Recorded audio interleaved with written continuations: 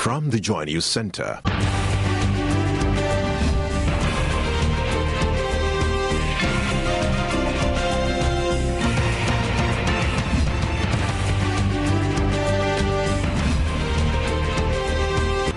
This is News at 8. This is a prime-time bulletin here on JoyNews on Multi-TV. Coming up, fire guts Old Parliament House, housing sole commissioner on judgment debt and Shraj.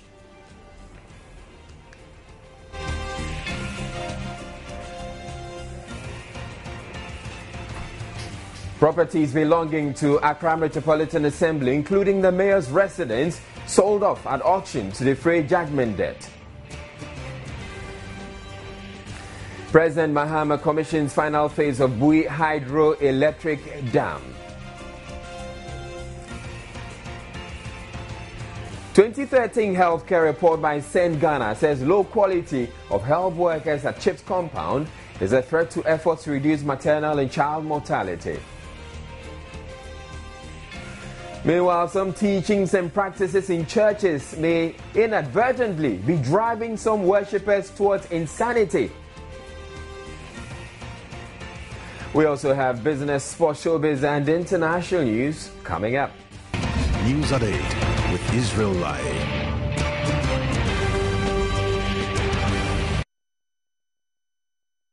First story, fire on Thursday morning destroyed properties running into several millions of Ghana cedis at the Old Parliament House here in Accra, which currently houses the Sole Judgment Debt Commission and the Commission for Human Rights and Administrative Justice. The fire, believed to have started at dawn, razed down the entire records office of the Judgment Debt Commission and the main hall where hearings are held. Officials, however, say the disaster should not affect the sole commissioner's work.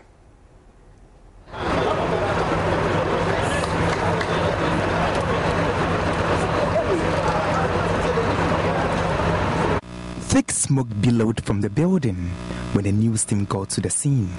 Properties destroyed in a raging inferno included computers, printers, air conditioners, and stationery supplies. Several offices, including the library, accounts, public relations, and procurement, were all destroyed in the fire, with the main hall where proceedings are held completely gutted. The office of the sole commissioner, Justice Yar Appel, was however spared. Well, what we were doing was that all the files that we have over there, we have originals somewhere. You know, those people who brought those files, we made sure we collected only the photocopies and they took the originals away. So if it happens that we still need some of those bent photocopies, we can easily call on the institutions and individuals who brought those documents to us. It is the government that set up the commission, and it was the government that allocated this premises to us. So if the place is bent, they will just have to find an alternative sitting place for us. But for now, we have rounded up sitting. But we actually rounded up the sitting yesterday, and we'll be resuming again on the 6th of January 2014. So in the interim, I am very sure that before the next sitting period resumes, the government would have found an alternative.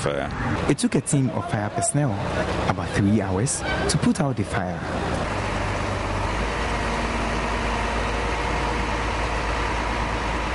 Police personnel from the Accra Regional Police Command were on hand to provide security. Later, at a press briefing, some high-ranking government and security personnel who visited the scene said investigations into the matter will continue. In all, we had 9 appliances comprising 4 water tenders, that's multi-purpose tenders, 2 turntable ladder tenders, 3 water tankers, also had the support from the human security, a tanker from the human security of the national security. We had also the armed forces, 1 tender from the armed forces also supporting. Operationally, our concern was to confine the fire and check it from spreading to the east and western periphery of the main building. For now, we are still conducting some salvaging to find out if some valuables are there. We'll not be able to tell you until we fully finish with the salvaging. Investigation is still ongoing together with the police and other relevant agencies. It will be premature now for us to tell you the exact cause of the fire. Luckily for us, we have most of our men on night patrols. So we quickly mobilized them to come to the scene. So they came in to cordon off. Officers were all mobilized here. Our intention was to give protection to the firemen who were working and also to make sure that we prevent intruders from coming to the scene. We were also here to protect properties, and we have deployed more than 200 men on the ground, and that is what we are doing at the moment. They also indicated the fight against corruption will not be affected by the fire outbreak. We are assuring the general public that this is not going to affect the work of these three very important institutions. Indeed, the Chief of Staff is here to make sure that whatever these institutions need to continue working almost immediately will be done to ensure that they continue working. So we are assuring the public that we are going to continue working and that the fight against corruption is going to continue. There's every confidence from government that the anti-corruption drive will continue. The president has been briefed, the vice presidents have been briefed, and I will ask that you continue your own media work and leave the investigation team to continue to do a diligent work, and at the appropriate time they will brief you. The building has to be assessed as to whether it is safe to go in. So we are saying that right now nobody should go in. We are bringing the 48 engineers. They will come and assess the structural situation of the building, and after that a report will be given on that. Over 50 workers of Shraj who occupy the building have meanwhile taken an early Christmas break. Now, 4 properties belonging to Accra Metropolitan Assembly, including the official residence of the Mayor Alfred van der Poel, were today auctioned to defray a judgment debt awarded to City and Country Waste Management Company. The judgment debt of $6.5 million is the result of a debt arising out of a court case dating back to 2008. The 4 properties auctioned today yielded some 2.255 million Ghana cedis. Government is, however, said to have intervened in the matter and promised to pay off the debt so that the mayor's house and the 3 other properties will be spared. Joseph Opoku Gakpo has been following the story all day and was at the auction, which was done by Van's Mart Auctioneers. Good evening to you, Joseph. Good evening. Let's start off with the auctioning process. How did it go? Well, it started somewhere in the morning around 10 o'clock and it lasted for about an hour.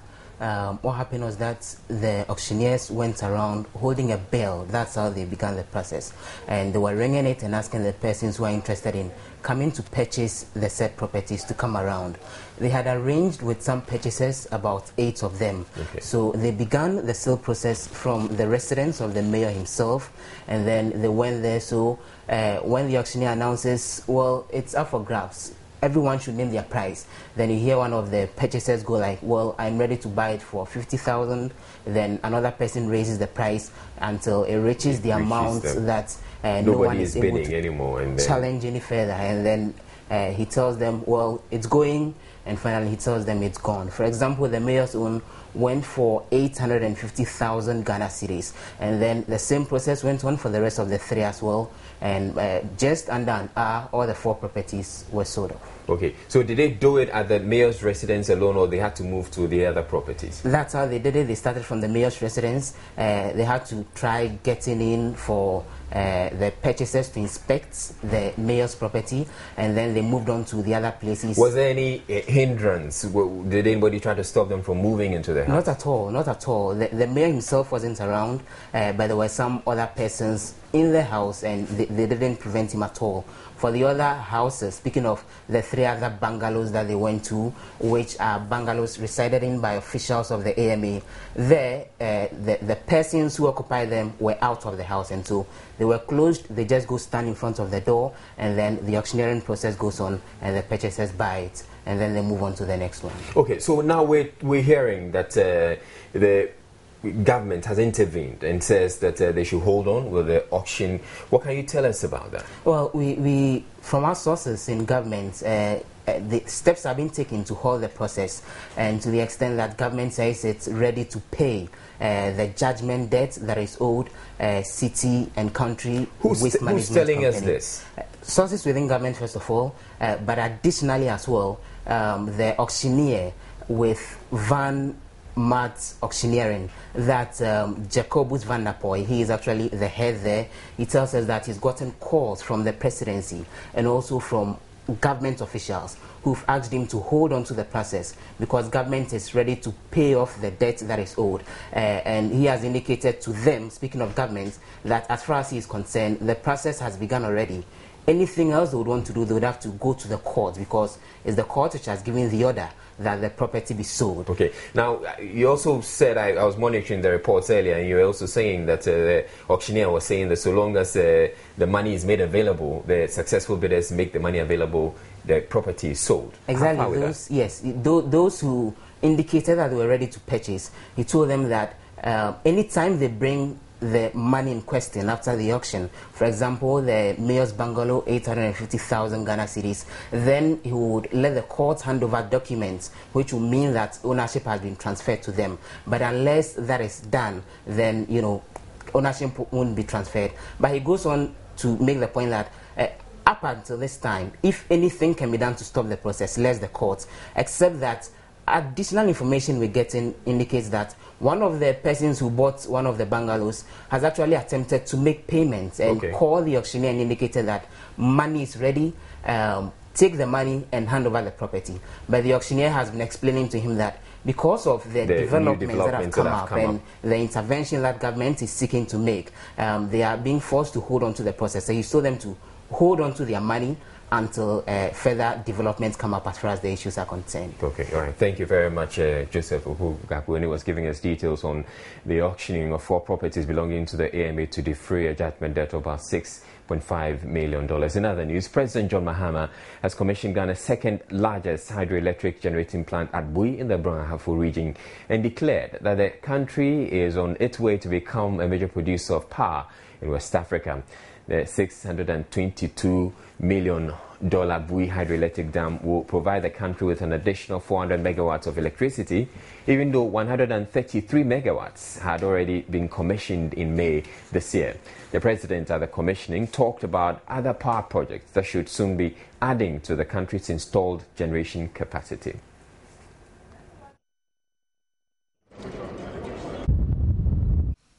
Today, as we commission the Bui generation station, the full capacity of 400 megawatts of power is being fed into the national power grid. This year, as you've been told, in addition to Bui's 400 megawatts, we've brought a total of 534 megawatts into the national power grid, putting our current installed generation capacity at 2,845 megawatts. This puts us on track to realize the vision I outlined of reaching 5,000 megawatts of generating capacity by the year 2016. Government cannot achieve this alone. And so while government agencies like the VRA and others are investing in power generation, several private sector operators have also lined up to sign power purchase agreements to supply power into the national power grid under independent power producer agreements, IPP agreements. I've also asked the Ministry of Energy and Power to fast-track work on the Pualugu, Juale, and Himang mini hydro projects. These projects together combined could potentially deliver another 200 megawatts of clean hydropower into our generation system. In addition, we recently passed the Renewable Energy Bill, which enjoins us to make renewable energy account for at least 10% of our total power generation. We have started to realize this vision.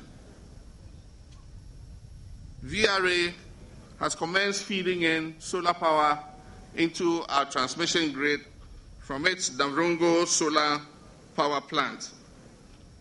And as I speak, 2 private sector generators have also signed power purchase agreements with the ECG for supply of almost another 100 megawatts of solar into our generation grid.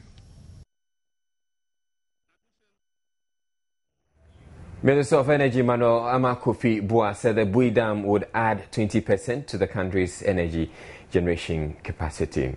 Now, authorities, the credibility of the Savannah Accelerated Development Authority is said to have been dented by recent bad press about its activities. Northern Regional Minister Bede Zidane explains the development has affected the authority's relationship with the country's development partners who have been quite supportive.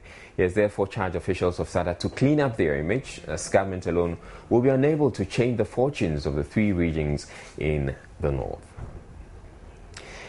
The Food and Drugs Authority is cautioning the public to be wary about the commodities they buy this time of year.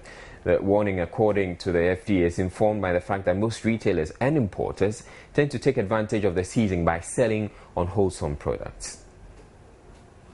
Head of Food Inspectorate at the FDA says the various commodities and consumables we show up on the market are usually unregistered, fake, or on the verge of expiring.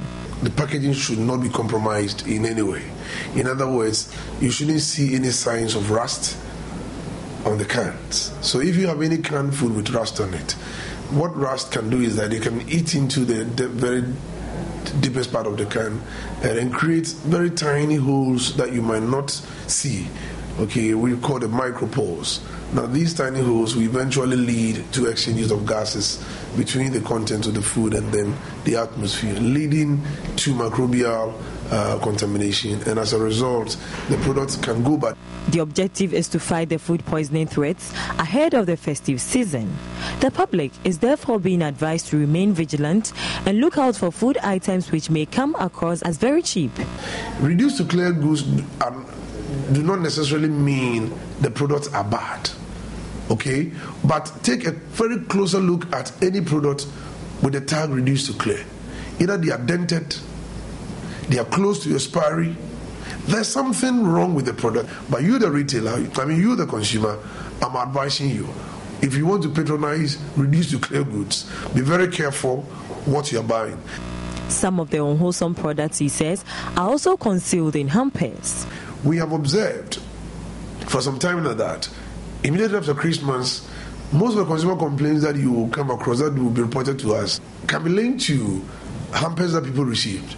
Those who are involved in the packaging of hampers, they should understand that the information should be in English first and foremost, or it should predominantly have English labeling. He also assured the public that the FDA would remain committed to the health and safety of consumers and urged the general public to report any products suspected to be unwholesome and also take receipts for product bots so producers, distributors and retailers who swindle their customers can be traced. We have more news coming up after the break. Stay tuned.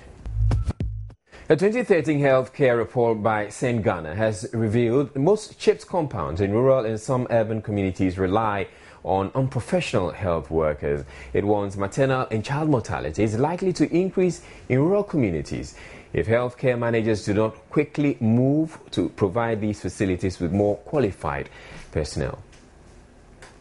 Healthcare at the doorsteps of citizens, unleashing the potential of CHIPS, was launched by St. Ghana on Thursday morning.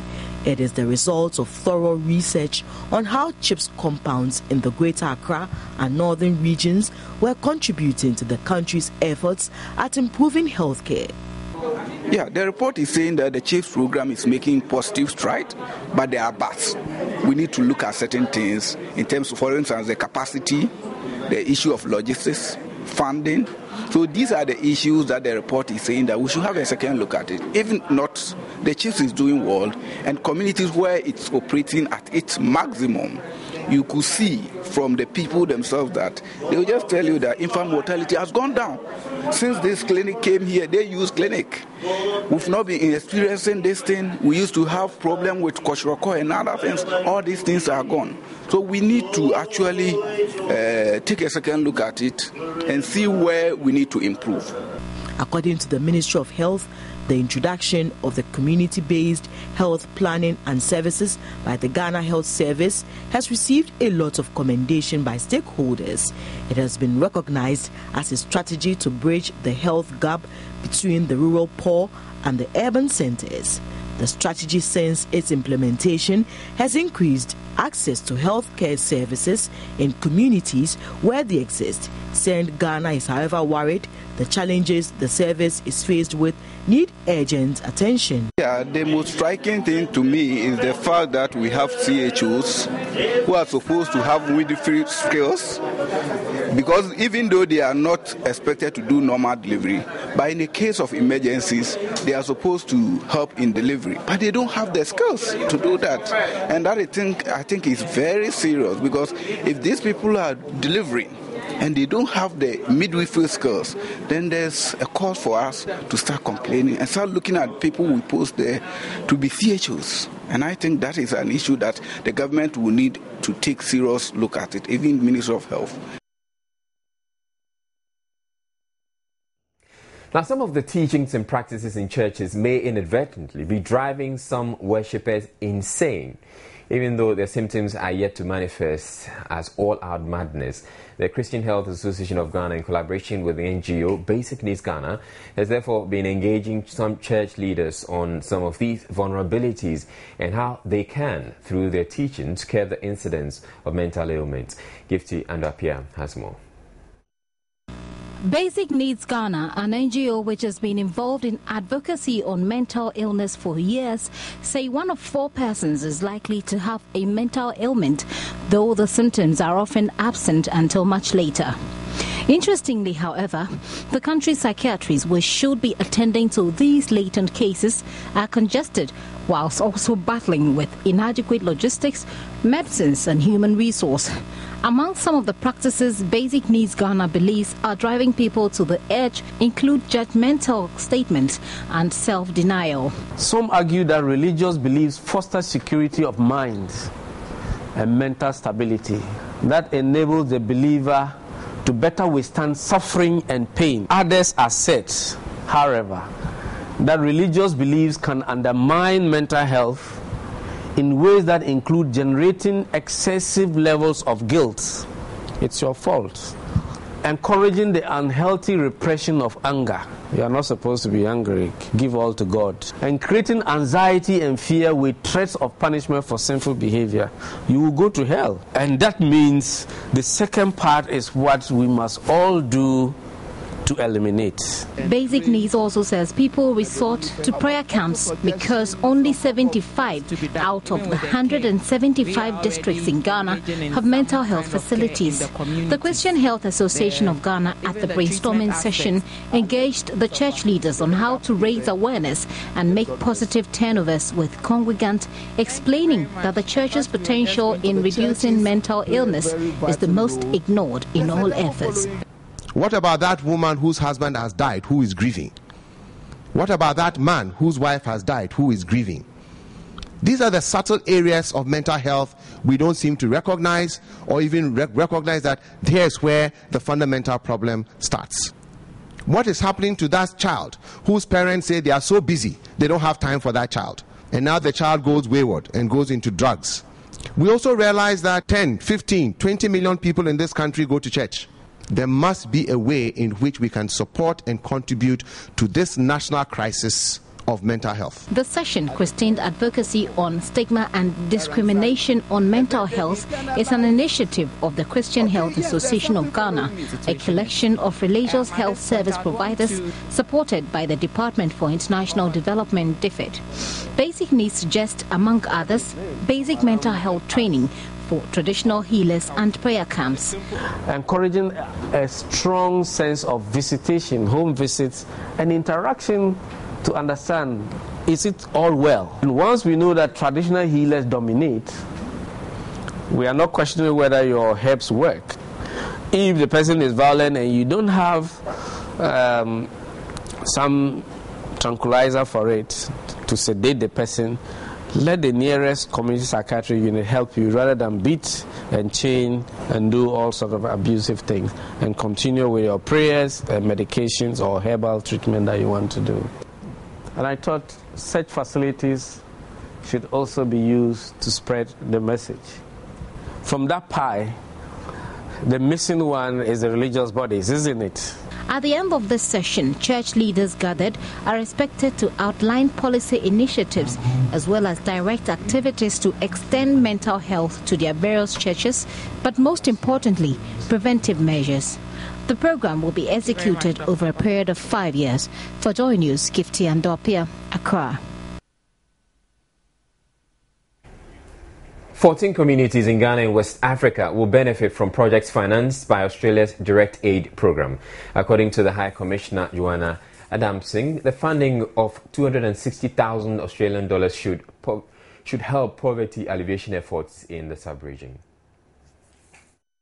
Total budget of approximately 600,000 Ghanaian cedis has been allocated to 6 projects in Ghana, including the Disability Assessment Clinic in Tamale in the northern region and a computer laboratory in the Busum Freho district in the Ashanti region.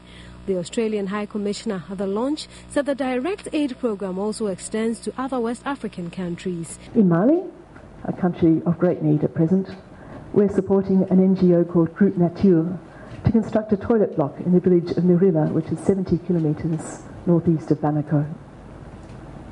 And in Senegal, we're funding the Parents and Teachers Association of a school in the village of Thiès to construct and furnish a classroom block which will allow more classes to be held indoors and with the right equipment. In Sierra Leone, we're supporting the construction of a recovery ward at a maternal health centre and also a 3-day workshop on maternal and child healthcare practices.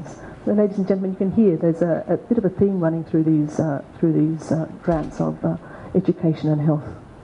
Dyslexia International, one of the beneficiary organizations, is receiving 20,000 Ghana cedis of the amount. The money that we receive from them, we are using to train teachers. And when the teachers go to the classroom, they can identify that this kid is dyslexic and be able to teach the kid in a way that enables them to learn. So we give them learning materials, we give them teaching materials after the training. So when they go back, they can identify dyslexic. Otherwise, we marginalize dyslexic kids and then they become unproductive. The program also aims at building strong links between Australia and countries in the West African sub-region.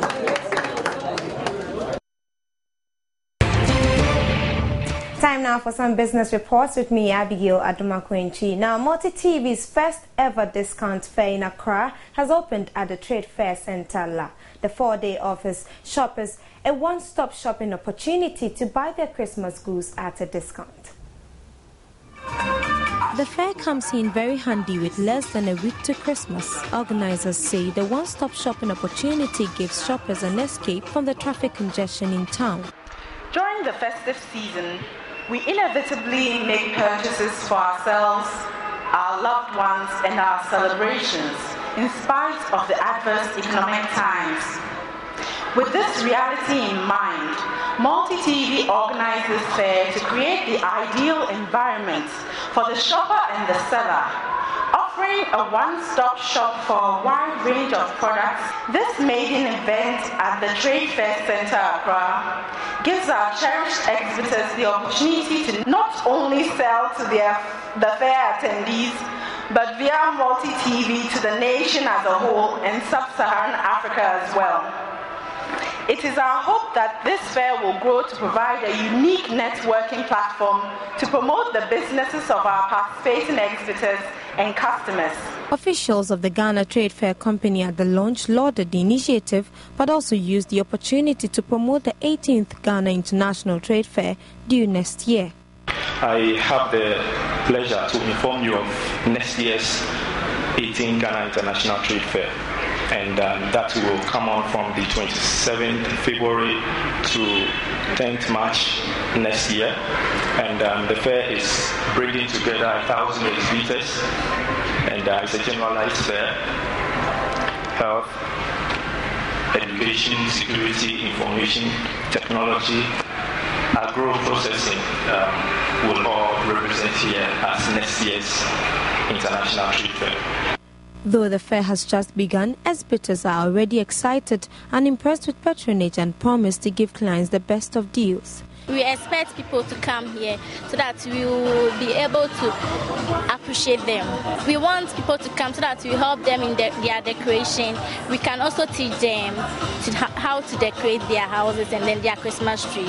And we are also giving discounts for if you buy more than maybe 200 Ghana cedis and more, we can give you discount, 5 to 10% discount. So far, so good. People are coming by, people are looking around, they are hoping to come and buy. We're expecting to make a good deal at the end of it, at the end of the fair, which is on Sunday. We're offering a 20% discount today. I mean, they should always rush here. They're sitting at home, they're wasting their time because there are a whole lot of things here for them to get for their kids and other things, other accessories too as well. So they can always come by. The Multi-TV Discount Fair 2013 will officially close on December 22. Well, do go there to grab yours. Now, the Graphic Communications Group has acquired a quarter-fold machine it says should significantly increase its revenue inflow starting next year. Speaking at the launch of the machine, Managing Director Kenneth Ashby was hopeful the company will have a better year in 2014, having experienced some challenges which affected the realization of its 2013 targets. One of the things we've done is basically looking at how we do our things. We are putting in place some very robust energy saving, measures. We're putting in place some strategies to diversify our revenue source, because we realize that we need to diversify strongly our revenue basis as we also look critically at the way we do our things so that we can cut down a lot of waste in the system while not compromising the comfort, the safety of our staff. The facility, according to the company, should significantly decrease the cost of publishing for local players, which should boost the sector. So what we are hoping that with this quarter-fold we'll be able to do is to be able to galvanize Ghanaian local printers together. So with the complement of this quarter-fold, what it would do is that now Ghana would be able to print its own books. The Minister of Education, Professor Jainana Opoku Ajiman, added, reading habits are likely to improve if more local authors are able to publish. What I want to see is a bookshop filled with Ghanaian writing. That we want to buy and read and keep and cherish the books because we know that the books have good stuff. I have no doubt at all about the capacity of Ghanaians. Graphic Communications Group has also started a courier service, which currently on a pilot base, also aimed at enhancing revenue generation. So by March 2014, the Ghana Airport Company plans to complete the installation of runway lights at the Kumasi Airport. The absence of these lights designed to brighten up the runway has made it difficult for most domestic carriers to fly to the city in the evenings. The situation has further made passengers arriving at the Kotoka International Airport unable to connect to Kumasi and other regions. Director General of the Ghana Civil Aviation Authority, Air Commodore Kwame Mamfi, tells Joy Business air transport in the country would be greatly enhanced when these lights are installed. Analysts say this could even promote 24-hour flight operations between Accra and Kumasi, as authorities also speed up work on landing equipment to help aircrafts land even if visibility is poor. Now, in other news, the Ghana Post Office has begun an exercise to integrate 20 government service operations on a single electronic platform. The agencies include Ghana Post, Electricity Company of Ghana, Ghana Water Company Limited, DVLA, and the Ghana Police Service, known as the One-Stop Service Center. The agencies will be connected to a single platform to enable the public access their services without any difficulties. In this regard, the company today started the renovation of its Kwame Kumasi Circle office, the location for the project. The estimated cost is 1.3 million Ghana cedis. Minister of Communications Dr. Edward Omaneboama told journalists the project is part of government's program to diversify the operations of postal services in Ghana. Ghana Post District Director for Accra North, Alexandra Asari, says the system will take care of the filing of all documents for safekeeping. The project is expected to be completed in the second week of February next year. And that'll be all by way of business. I'm Abigail Adumakwenchi. Do stay on for more news. Right, now time for the very latest of the world of sports, and we can talk about the Black Stars. They wrapped a remarkable year of World Cup qualification to stay 24th and the last Coca-Cola FIFA World Ranking released this afternoon for the year. Now Spain still held their position at the helm of world football, with Germany and Argentina in second and third respectively. The Black Stars finished the year as Africa's second best side, behind Ivory Coast, with an accumulated point build-up of 849, as the December edition of the rankings did not bring about any significant changes. Algeria and Nigeria follow in that order on the continental ranking table. World champion Spain are still number one spot, as Germany remain in second, with Argentina in third. According to FIFA, the regional competition of the top 50 since December 2012 has recorded some changes. CONCACAF and CAF has increased slightly at the expense of UEFA, CONMEBOL and the AFC, while the OFC still doesn't have any teams in the top 50. Results of 30 international matches were taken into account for the current edition of the FIFA Coca-Cola World Ranking.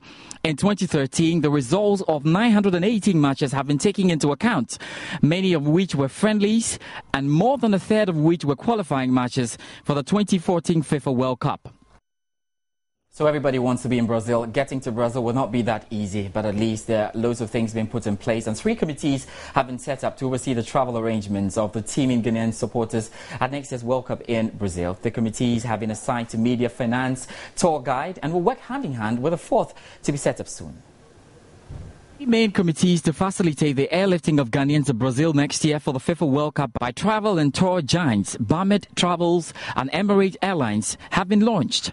They were media, finance and tour guide. A 4th one for the supporters groups, to be headed by one-man supporter Abraham Boache, is to be roped in. The move, according to the CEO of Bamet Travel and Tour, is to ensure accountability and transparency. Bamet Travels and Emirates Airlines have completed arrangements to airlift football fans across some selected African countries to the Mundial next year. After jointly signing the deal, all parties promised to give fans the best package and make their stay in Brazil stress-free. Already, Togo, Benin and Mali have been roped into the program, which involves chartered flights for fans to reduce flight hours to Brazil. At least 2,500 first-class accommodations have been secured for fans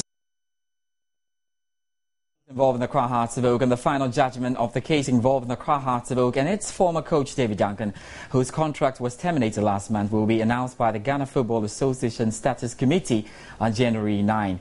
The 2 parties met today at the Ghana Football Association's head office to settle the contractual dispute, although Duncan has already accepted a cheque of 21,000 Ghana cedis, which he initially rejected as severance package. Counsel Nana Alo, who represented Hearts, maintained the club's rights to exercise their contractual freedom over former Ashanti Gold coach David Duncan. Right, so we'll be keeping close tabs on that one, let you definitely understand what will happen there, bringing you all of that on the Joy Sports. That'll be all for sports tonight. My name is George Adijuna. Israel will join us with some more news. You have a good night. Sports was brought to you. The Christmas season appears to be a favorite period for filmmakers to release their new works. And with a rather high number of movie production houses in the country, it is no surprise that the list of movies for the Yuletide keeps increasing. The latest addition to the list is Players' Wives, Alimony, a film about 2 ladies who venture into prostitution and then decide to get married for the wrong reasons. Showbiz has been speaking to the film's producer. Forsaking all other women. This Christmas, Ghanaians will have the opportunity of enjoying at least 4 movies produced and directed by Ghanaian filmmakers. One such movie is Players' Wives, Alimony by Ghanaian actress Barbara Newton. Barbara joins the growing list of actors taking up extra roles behind the camera.